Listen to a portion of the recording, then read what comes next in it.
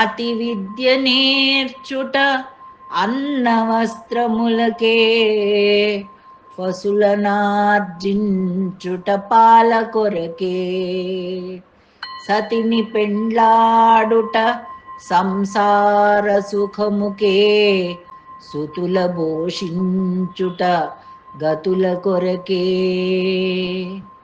సైన్యముల్ గూర్చుట శత్రుజయమునకే, సాము నేర్చుటలెల్ల చావు కొరకే.